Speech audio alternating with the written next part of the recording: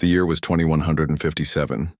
Humanity had just taken its first steps into the solar system. Mars colonies were thriving, and mining operations on the asteroid belt were bringing resources back to Earth in quantities never before imagined. It was a time of hope and progress. Then the visitors came. Major Smedley Butler stood at attention in the command center of Lunar Base Alpha, watching the massive alien ship approach Earth orbit. At 45, Butler was a decorated officer with a weathered face that told the story of many battles fought and won. His dark hair was cut short, military style, with touches of gray at the temples. His blue eyes narrowed as he studied the holographic display. "It's bigger than anything we've ever built," said Lieutenant Diane Powell, his intelligence officer. She was 32, with short brown hair and a serious expression that rarely broke into a smile. "Preliminary scans suggest it's about 3 miles long," Butler nodded. "And we have no idea what they want." 6 hours earlier, the alien vessel had appeared at the edge of the solar system, broadcasting a message in perfect English. "We come in peace. We represent the Galactic Council. We wish to speak with Earth's leaders." Now Butler had been chosen as humanity's representative for the first face-to-face meeting. Not because he was a politician, he despised politics, but because he was honest, direct, and wouldn't be easily intimidated. "The shuttle is ready, sir," Powell said. Butler straightened his uniform. "If I'm not back in 24 hours, we follow Protocol Omega," Powell finished. "But you'll be back, sir." Butler smiled. "Your confidence is noted, Lieutenant." The shuttle ride to the alien vessel was tense. Butler sat alone in the passenger compartment, reviewing what little they knew about the visitors. The pilot, a young man named Greg Harris, remained silent, focusing on his controls. As they approached the massive ship, Butler saw that its surface was smooth, almost pearl-like, with pulsing blue lines running along its hull. An opening appeared and Harris guided the shuttle inside. "Good luck, sir," Harris said as the door opened. "We're all counting on you." Butler stepped out into an enormous hangar bay. The air was breathable but had a slightly sweet smell. The gravity felt normal. Before him stood 3 figures. The first was tall and slender, with light blue skin and large almond-shaped eyes. It wore flowing robes of silver material. The second was shorter, with forearms and skin that seemed to shift colors like an octopus. The third looked almost mechanical, with a body made of overlapping plates that clicked softly as it moved. "Welcome, Major Smedley Butler of Earth," the blue being said, its mouth not moving. The words simply appeared in Butler's mind. "I am High Counselor Zex Tareen of the Morrigan Collective. We have been observing your world for centuries." Butler kept his face neutral. "On behalf of Earth, I return your greeting. Why have you chosen to reveal yourselves now?" "Your species has reached a critical development stage," Zex's Tareen responded. "You have begun to explore your solar system. Soon you will develop faster than light travel. The Galactic Council exists to guide emerging civilizations safely into the interstellar community." "Guide us?" Butler asked. "In what way?" "We offer technology, medical advances, and protection," the four-armed being said. Its voice in Butler's mind was higher, almost musical. "I am Delegate Krillvex of the Hydron Domains. Your world has much potential, but also faces many dangers in the galaxy." The mechanical being stepped forward. "I am Observer Mech-Tol of the Integrated Consciousness. We have prepared quarters for you aboard our station. We hope you will stay as our guest while we discuss the terms of Earth's membership in the Council." Butler felt uneasy, but showed no sign of it. "I accept your hospitality. I look forward to learning more about the Galactic Council." The aliens led Butler through curved corridors that seemed to be made of the same pearlescent material as the hull. They passed other alien beings, some humanoid, others wildly different in form. All watched Butler with what he interpreted as curiosity. They arrived at a large circular room with a window that offered a view of Earth, blue and beautiful against the blackness of space. A table sat in the center, surrounded by chairs of various designs. "Please be comfortable," Zexa Tareen said. "Refreshments will be provided that are safe for your biology. We will begin formal talks in 1 hour. Feel free to explore this level of the station." It has been prepared for human comfort. After the aliens left, Butler examined the room carefully. The technology was seamless, with no visible controls or interfaces. The furniture adjusted to his body when he sat down, becoming perfectly comfortable. A soft chime sounded, and a panel in the wall slid open. A being entered, humanoid but clearly alien, with violet skin and silver hair that seemed to float as if underwater. "Major Butler," the being said, its voice gentle in his mind. "I am Counselor Aviri of the Nebula Syndicate. I hope I am not intruding." "Not at all," Butler said, standing. "I welcome the company." Aviri moved to the window, gazing at Earth. "It is beautiful, your world, full of life and diversity. The Council rarely encounters planets with such potential." Butler noticed a slight hesitation. "Counselor Aviri, may I ask you a direct question?" "Of course. What does the Council really want with Earth?" Aviri turned, silver eyes studying Butler's face. "The official answer is that we wish to welcome humanity into our galactic family, to share knowledge and resources." "And the unofficial answer?" A sad smile touched Aviri's lips. "Major Butler, in my experience, official and unofficial truths often exist side by side. The Council has existed for millennia. It has procedures for dealing with emerging species. These procedures are not always what they appear." Before Butler could press further, the door opened and Zexa Tareen entered with several other council members. "I see you have met Counselor Aviri," the High Counselor said. "Excellent. Shall we begin our discussions?" Over the next 18 hours, Butler participated in what seemed like productive negotiations. The Council offered technology exchanges, medical advancements, and defense agreements. They requested only minor concessions: observation posts in the solar system, cultural exchange programs, and access to certain natural resources. It all seemed reasonable, even generous.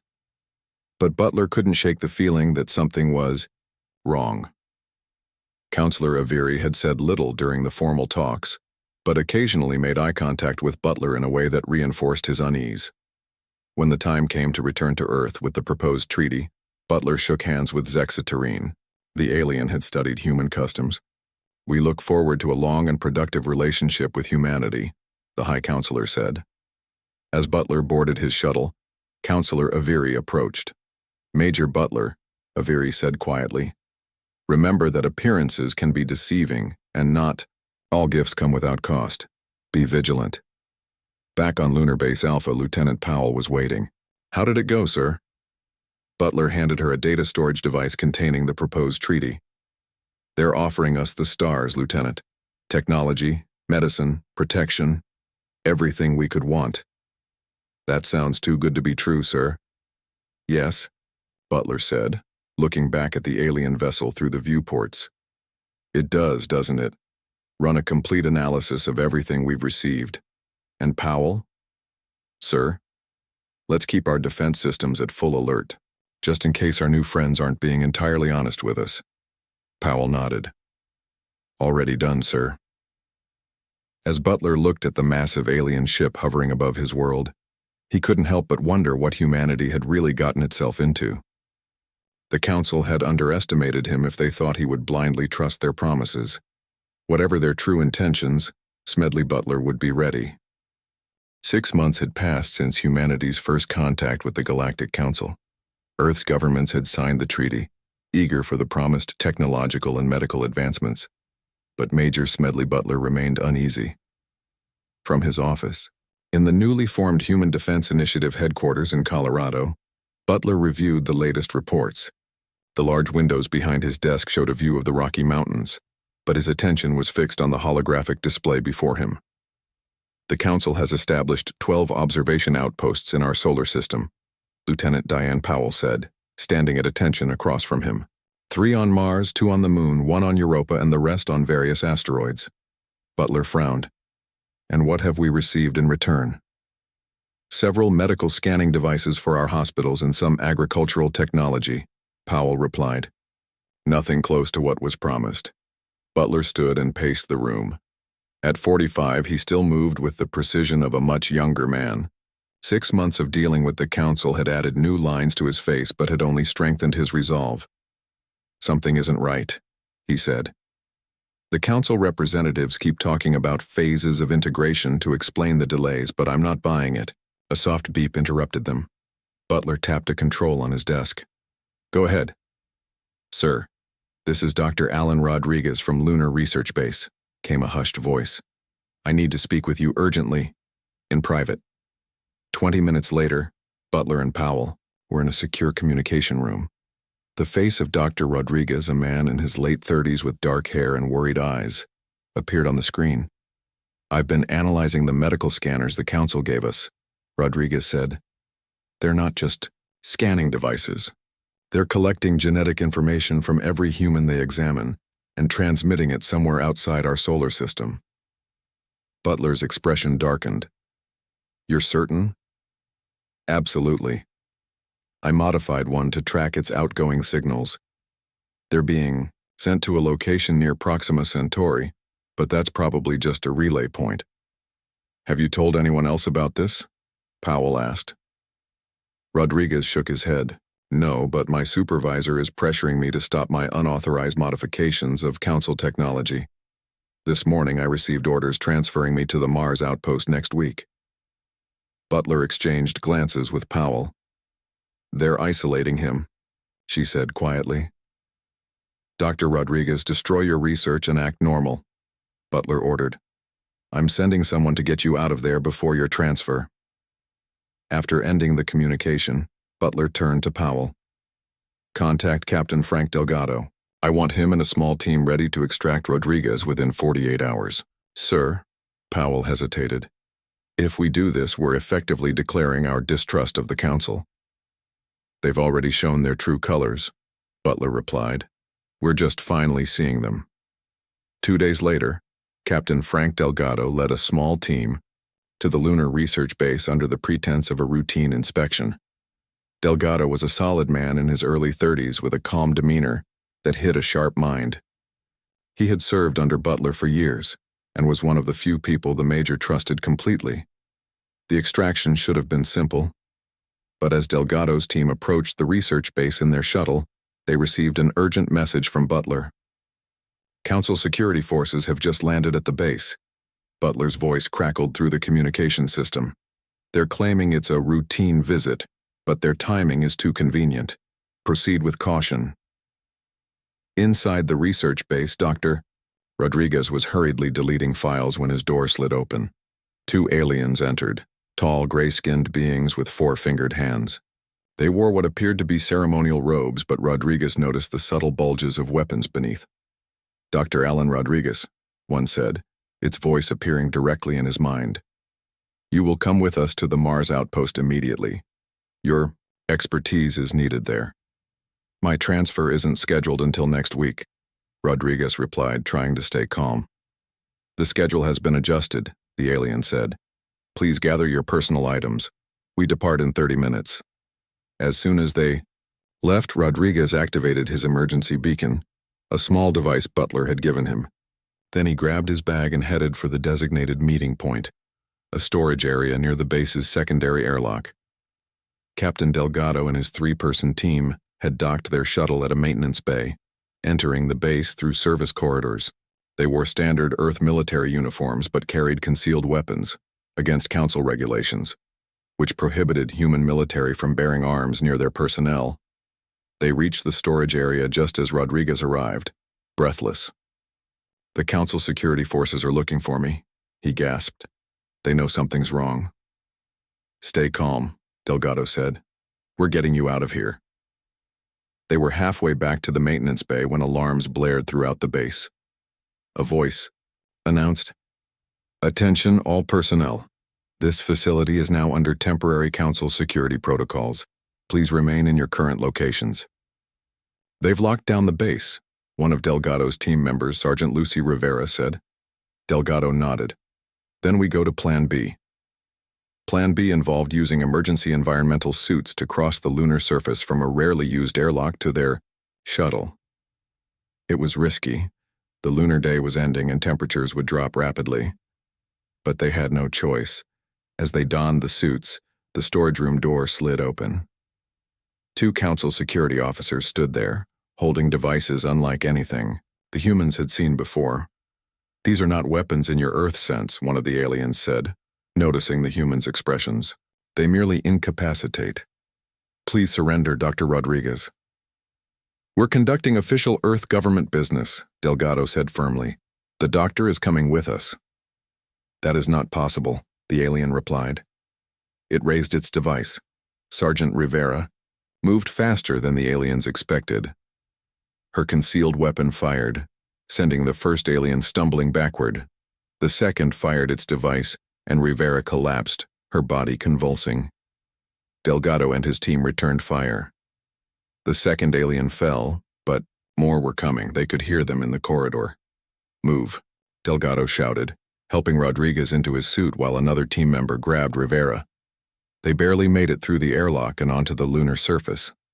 Behind them, Council forces were in pursuit, wearing sleek environmental suits that moved with uncanny speed across the lunar dust. "Those aren't the environmental suits they showed us," Rodriguez gasped as they ran. "They're far more advanced." "Just one more lie," Delgado replied grimly. Back on Earth, Major Butler watched the situation unfold through satellite imagery and patchy communications. When Delgado's shuttle finally broke lunar orbit, with Council vessels in pursuit, Butler made a decision. "Activate the defense platforms," he ordered Powell. "Sir, that's a direct violation of the treaty," she warned. "They violated it first," Butler replied. "We're just defending our people." Earth's orbital defense platforms, officially designated as weather and communication satellites, powered up their hidden weapons systems. They didn't fire, but their targeting systems locked onto the pursuing Council vessels. The message was, "Clear, back off." To Butler's relief, the Council ship slowed, then broke off pursuit. Delgado's shuttle continued its journey back to Earth. Hours later, Butler stood in a secure medical facility as doctors examined Sergeant Rivera. Dr. Rodriguez sat nearby, still shaken. "The device they used," Rodriguez said. "It's not like anything they disclosed to us. And you should see the data I managed to save. They're not just collecting our genetic information, they're mapping it for vulnerabilities." Butler's jaw tightened. "Lieutenant Powell is decrypting more of their communications. They're planning something called resource extraction in our oceans, and they want to establish military bases on Earth for our protection." "What do we do?" Rodriguez asked. Butler looked at the injured Sergeant Rivera, then at Delgado and his team, and finally at Powell, who had just entered the room with more reports. "We do what humans have always done when faced with those who would conquer us," Butler said, his voice quiet but firm. "We fight back. And we start by telling the world the truth about our so-called benevolent visitors." Outside the facility, the light of a Council ship passing overhead briefly illuminated the room, casting long shadows.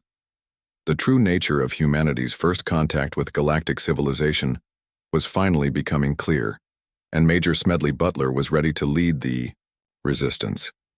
8 months had passed since Major Smedley Butler had revealed the Galactic Council's true intentions to Earth's leaders. The world now existed in a state of Cold War with their supposed galactic benefactors. Butler, now promoted to commander of Earth's Unified Defense Forces, stood in the command center of Olympus Base, hidden deep within the asteroid belt. The room was filled with screens showing the positions of Council ships throughout the solar system. Butler's face had grown leaner, with a new scar running along his left cheek, a reminder of a close call during a Council attack 3 months ago. "Their patrol patterns are becoming predictable," said Lieutenant Diane Powell, now his chief of VR intelligence. "They're overconfident." Butler nodded. "They think their technology makes them unbeatable. That's their weakness." Earth's conventional military forces were indeed outmatched. Council ships now orbited the planet, occasionally demonstrating their power by destroying unoccupied facilities. Several major cities on Earth were under the control of Council loyalists, both human and alien, who promised prosperity to those who cooperated. But Butler had implemented a strategy of asymmetric warfare. Hidden bases like Olympus were scattered throughout the solar system. Small, fast ships conducted hit-and-run attacks on Council supply lines. And most importantly, human scientists worked day and night to understand and reverse engineer captured Council technology. "Commander," a voice called. It was Dr. Alan Rodriguez entering the command center with Captain Frank Delgado. Both men looked tired but excited.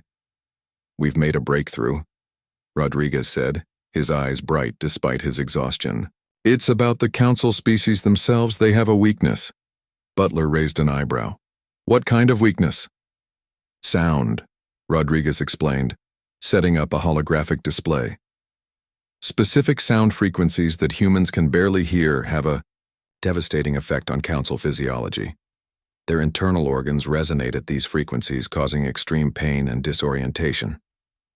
Delgado added, "We discovered it by accident when testing some of their communication devices. One of the Council prisoners we captured during the Mars raid started bleeding from his ear holes." Butler studied the data. "Can we weaponize this?" "We already have," Rodriguez said, pulling out a small device. "This emitter can disable a Council member within seconds, and they won't see it coming. It's completely silent to human ears." For the first time in months, Butler smiled. "Mass-produce these immediately. Priority distribution to our ground forces on Earth." As they discussed deployment strategies, a communication officer interrupted. "Commander, we're receiving a transmission on the secure channel from Counselor Aviri." Butler's expression turned serious. "Put it through to my private office." Alone in his sparse office, Butler activated the secure terminal. The face of Counselor Aviri appeared, violet skin now looking paler than Butler remembered, silver hair, dulled. "Major, forgive me, Commander Butler," Aviri said, voice low. "I don't have much time. The High Council suspects there are sympathizers among their ranks." "Why are you helping us?" Butler asked directly. Aviri's silver eyes held sadness. "Because my own world was once in your position. We believed the Council's promises. 500 years later, my people are little more than servants. Earth still has a chance. What information do you have for us?" "3 things," Aviri said quickly. "First, the Council is bringing their main battlecruiser, the Dominion, to Earth next week. Second, I've transmitted the patrol schedules for the next month. And third, the Council's ships have a weakness in their shield systems, a brief power. Fluctuation occurs every time they activate their main weapons." Butler leaned forward. "That's valuable intelligence, Counselor. Use it well. I may not be able to contact you again." Aviri looked over her shoulder. "Remember, Commander, the Council appears united, but it is not. The dominant species use the others as proxies and shields. If you can expose this truth to the subjugated Council members..." The transmission suddenly cut off. Butler sat back, mind racing with possibilities. 2 weeks later, Butler's plan was in motion. Using the information from Aviri, Earth forces prepared to strike multiple Council facilities simultaneously. The centerpiece of the operation was the capture of a Council corvette, a small, fast warship that could provide invaluable technology and intelligence. The mission was assigned to Captain Delgado and a team of 30 Special Forces operators. Their target was a corvette patrolling the dark side of the moon, following a schedule Aviri had provided. Butler watched from the command center as Delgado's team approached in a civilian mining vessel. Beside him stood his oldest friend, Colonel Samuel Ward, a tall, broad-shouldered man with kind eyes that contrasted with his fearsome reputation in battle. "Frank will pull it off," Ward assured him. "He's the best we have." Butler nodded. "I know, but there's always risk." On the main screen, they watched as Delgado's ship approached the Council corvette. The mining vessel sent out a distress signal, a common tactic that still worked despite its simplicity. The corvette changed course to investigate. What happened next unfolded rapidly. As the corvette came alongside the mining vessel, explosive charges attached to its hull by spacewalking operatives detonated, temporarily disabling the alien ship's weapons. Delgado's team breached the hull and stormed inside, using the new sound weapons to incapacitate the Council crew. "They've taken the bridge," Ward announced, listening to the communications. Engineering is secured. They're shutting down tracking beacons now. Butler allowed himself a small smile. Tell them to bring her home. But the Council had become more alert to human tactics. As Delgado's team prepared to pilot the captured corvette back to the asteroid belt, 2 Council destroyers appeared from behind the moon. They must have changed some of their patrol patterns, Powell said, tension in her voice. Butler immediately opened a communication line. Captain Delgado, you have company. Abort mission and escape in the mining vessel. I repeat, abandon the corvette. Delgado's voice came back, distorted by interference. Negative, Commander. The corvette's systems contain too much valuable data. We can make it. On the screen, they watched as the corvette powered up, its engines glowing blue against the darkness of space. The 2 Council destroyers moved to intercept, firing warning shots. They're making a run for it, Ward said, gripping the edge of the console. The next 20 minutes were the longest of Butler's life. The corvette, piloted by humans who barely understood its systems, weaved through space as the destroyers gave chase. Delgado proved to be a natural, using the moon's gravity to slingshot the ship toward Mars, where a hidden human base waited. Just as it seemed they would make it, one of the destroyers scored a hit on the corvette's engines. The alien ship slowed, venting plasma into space. We're hit, Delgado reported, his voice calm despite the situation. Primary propulsion at 20%. We won't outrun them. Butler exchanged looks with Ward. His friend nodded and moved toward the door. I'll take the Valiant, Ward said, referring to their fastest ship. We can be there in 30 minutes to cover their escape. Butler wanted to object, it was too risky, but he knew it was their only chance. Go, but Samuel, he called as Ward reached the door. This is a rescue mission, not a last stand. Get our people and get out. Ward grinned. Don't worry, I'm not planning on dying today. 3 hours later, the stolen corvette limped into the hangar of Olympus Base, escorted by the Valiant. Technicians swarmed the alien vessel, eager to study its technology. Medical teams rushed to treat the injured human operators. Butler waited as the survivors disembarked. Delgado came out supporting one of his wounded teammates, his face smudged with blood, but eyes bright with triumph. Mission accomplished, Commander, he reported. The ship's database is intact and we brought home 7 Council prisoners. Butler clasped his shoulder. Well done, Captain. Where's Colonel Ward? Delgado's expression fell. Sir, Colonel Ward didn't make it. When the 2nd destroyer cornered us near Phobos, he positioned the Valiant between us and their weapons. He drew their fire so we could escape. The Valiant. There were no survivors. Butler's face remained composed, but something died in his eyes. He had known Samuel Ward since they were cadets together 30 years ago. Was it worth it? He asked quietly. Yes, sir, Delgado said firmly. Dr. Rodriguez is already examining the ship's systems. And, sir, we found something in the database. Records of other species who've been subjugated by the Council. Dozens of them. We're not alone in this fight. Butler straightened his shoulders. Then we'll make sure Samuel's sacrifice matters. The Council thinks humans are easily defeated. They've underestimated us from the beginning. His voice hardened. It's time to show them just how wrong they are. 2 years had passed since the start of the conflict with the Galactic Council. Commander Smedley Butler stood before a large window in the new headquarters on Ceres, the largest asteroid in the belt. The room was dimly lit, reflecting the serious mood of its occupant. Butler's face now showed the toll of constant warfare, new scars, deeper lines, and eyes that had seen too much loss. Yet those same eyes still burned with determination. Earth's resistance had grown from a desperate holding action to a legitimate threat. The stolen Council corvette had provided invaluable technology and intelligence. Human scientists had reverse-engineered Council weapons, shields, and communication systems. Most importantly, they had discovered the truth about the Galactic Council. It's time, sir, said Lieutenant Diane Powell, entering the room.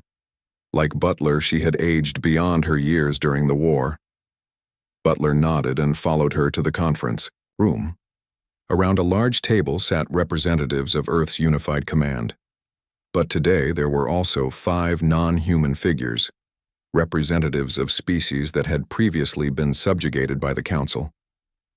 The most striking was Nexalara, a tall, feline-like being with golden fur and large emerald eyes. Her world had been one of the first to fall to Council deception centuries ago. Next to her sat Councillor Aviri, now openly supporting the human cause after escaping a Council prison. "Commander Butler," Nexalara said, her voice a melodic purr, "your species continues to surprise the galaxy. No other race has resisted the Council so effectively." Butler took his seat at the head of the table. "Necessity is a powerful motivator, but we've reached a turning point. The Council's grip on their empire is weakening as more subjugated worlds join our alliance." Dr. Alan Rodriguez activated a holographic display showing star systems throughout the local arm of the galaxy. Red dots indicated Council strongholds, while green showed planets now in open rebellion. "The Alliance of Free Worlds now includes 17 former Council slave worlds," Rodriguez explained. "We're coordinating attacks across multiple systems, stretching their forces thin." Captain Frank Delgado, now in charge of Earth's growing Space Navy, added, "Their supply lines are vulnerable. We've destroyed or captured 23 Council ships in the past month alone." Nexalara's tail swished with excitement. "My people have retaken 2 of our colony worlds. The Council never expected such coordination among species they considered inferior." Butler studied the map thoughtfully. "But we still face a serious threat. The Council's core worlds remain untouched, and their primary battle fleet is still intact." As if on cue, a communication officer burst into the room. "Commander, we're detecting multiple faster-than-light jumps near Jupiter. It's the Council's main battle fleet. Over 200 warships." The room fell silent. Even with their recent victories, the combined Alliance fleet numbered less than 50 ships. Butler stood slowly. "They're coming to make an example of Earth. To crush the heart of the rebellion. We should evacuate," one of the human generals suggested. "Preserve our forces to fight another day." "No," Butler said firmly. "Earth is our home, and now it's the symbol of freedom for every world under Council oppression." He turned to look at each person in the room. "We make our stand here, in the Sol system." The next several hours were a flurry of activity as Butler outlined his strategy. It was bold, perhaps even reckless, but it was their only chance against such overwhelming force. "The Council believes we only have the technology we've stolen from them," Butler explained. "They don't know about our pre-contact nuclear arsenal that we've modified with their propulsion and cloaking technology." Nexalara looked concerned. "Nuclear weapons? My people abandoned such primitive devices centuries ago. Sometimes old and simple is better than new and complex," Butler replied with a grim smile. "The Council won't be looking for 20th century weapons with 23rd century delivery systems." As the Allied representatives departed to prepare their forces, Councillor Aviri remained behind with Butler. "The High Council is sending their finest commander, Zex Tareen himself," Aviri said. Quietly. "He leads from the front on the bridge of the Dominion." Butler's eyes narrowed. "The same Zex Tareen who first deceived us? Who claimed to come in peace while planning our subjugation?" "The same," Aviri confirmed. "He has overseen the conquest of dozens of worlds, but he has never faced a species like humans before." Butler looked at the holographic map again, at the tiny blue dot representing Earth surrounded by the incoming red mass of Council ships. Then it's time he learned that not all species bow to bullies, no matter how technologically advanced they are. 5 days later, Butler stood on the bridge of the Defiance, Earth's flagship. Originally a Council destroyer, it had been captured and modified with both human and Allied technology. Through the view screen, he watched as the massive Council fleet approached from the orbit of Jupiter. 214 ships detected, reported the sensor officer. The Dominion is at the center of their formation. Butler activated the ship-wide communication system. "All hands, all ships. This is Commander Butler. In a few hours we will engage the largest Council fleet ever assembled. They have come to crush us, to make Earth an example to any who would dare resist. They believe their technology makes them invincible. He paused, looking around at the human and alien faces on his bridge, united in their desire for freedom. But they have underestimated us from the beginning. They underestimated our will to remain free. They underestimated our ability to adapt their technology, and they have underestimated our willingness to stand with other oppressed species against tyranny. The Council fleet continued its advance, now passing the orbit of Mars. Our plan is simple but requires perfect timing, Butler continued. Our fleet will engage them directly, focusing on their smaller vessels. Meanwhile, our hidden weapon platforms will target their capital ships when they're committed to the battle. Butler finished his address. Remember why we fight, not just for Earth, but for every world that has suffered under Council rule. For a future where all species determine their own destiny. As he ended the transmission, Lieutenant Powell approached. The stealth platforms are in position, sir. All nuclear devices are armed and ready. Butler nodded. And our special operations team? Captain Delgado reports they're ready to board the Dominion once its shields are down. The plan was audacious. While the main fleet engaged the Council Armada, Delgado would lead a small team to board the Dominion itself. Their mission? Capture High Counselor Zexaterine and force him to broadcast the truth about the Council's centuries of deception to all species under their control. All ships move to attack positions, Butler ordered. Begin the approach. As the smaller human and allied fleet moved toward the Council Armada, Butler felt a strange calm.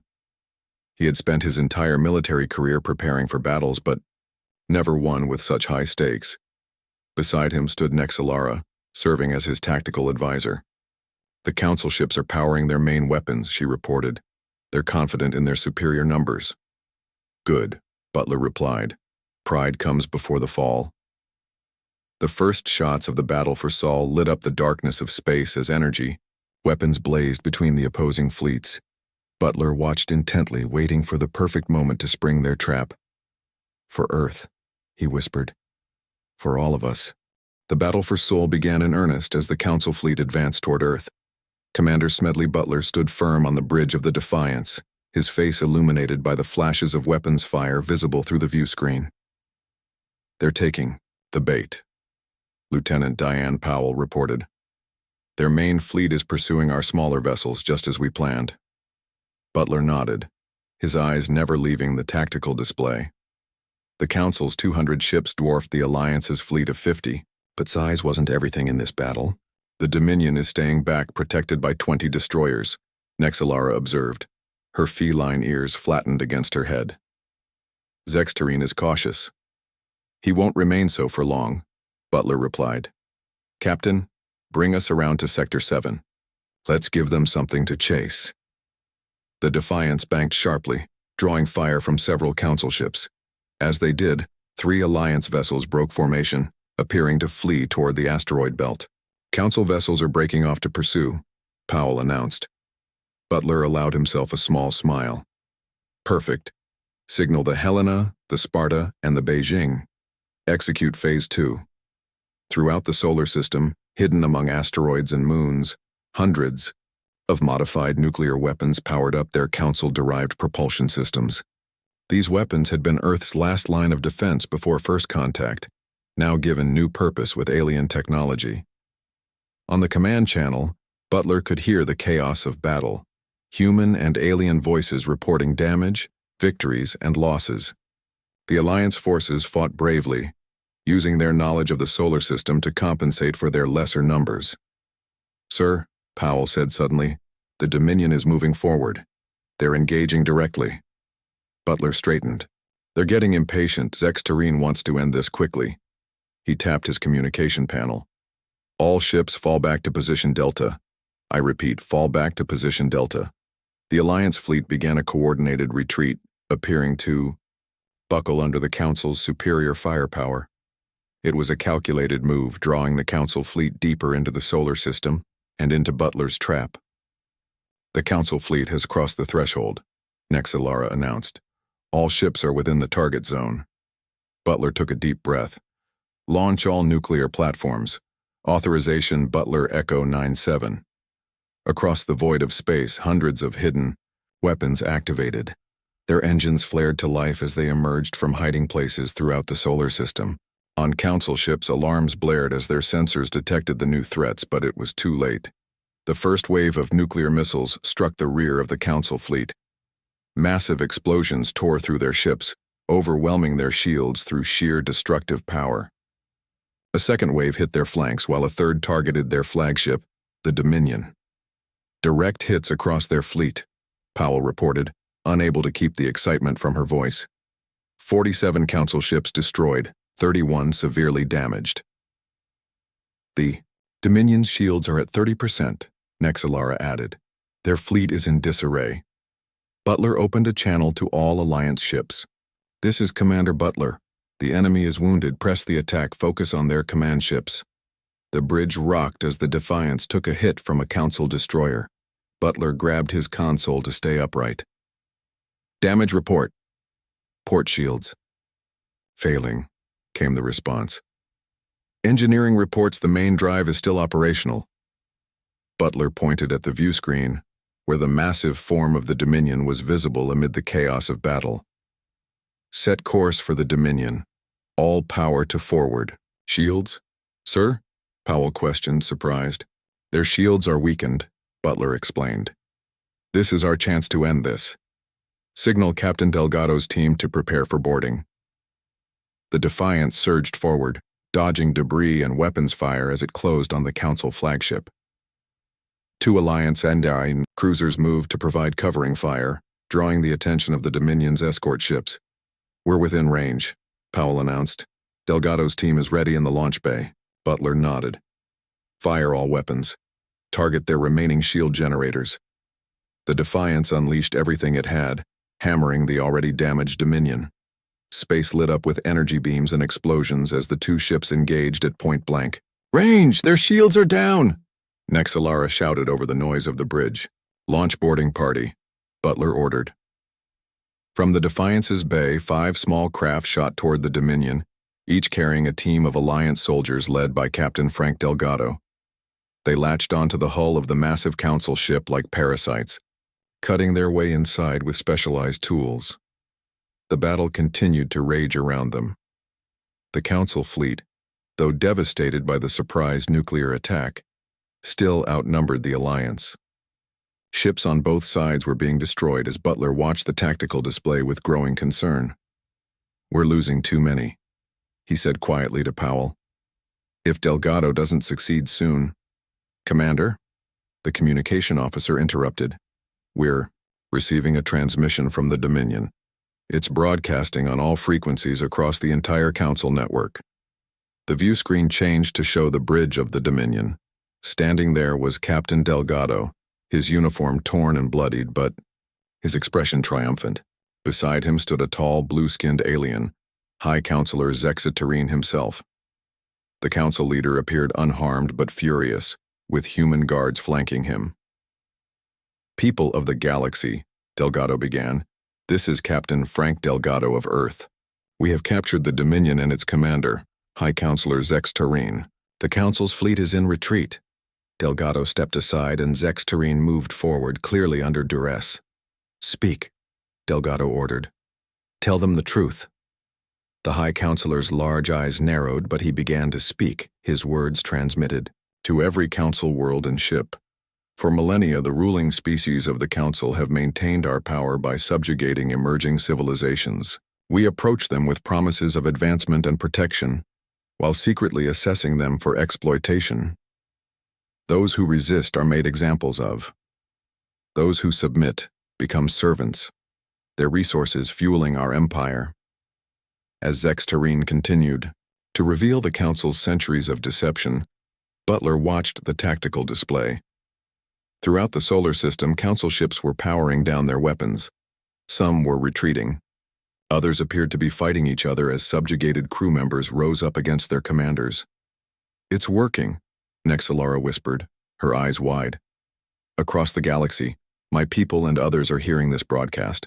The Council's empire is collapsing from within.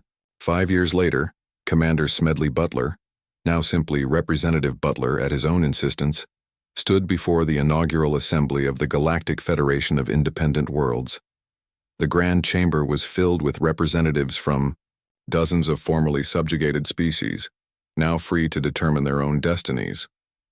Butler had aged, his hair now completely gray, his face lined with the experiences of war and peace.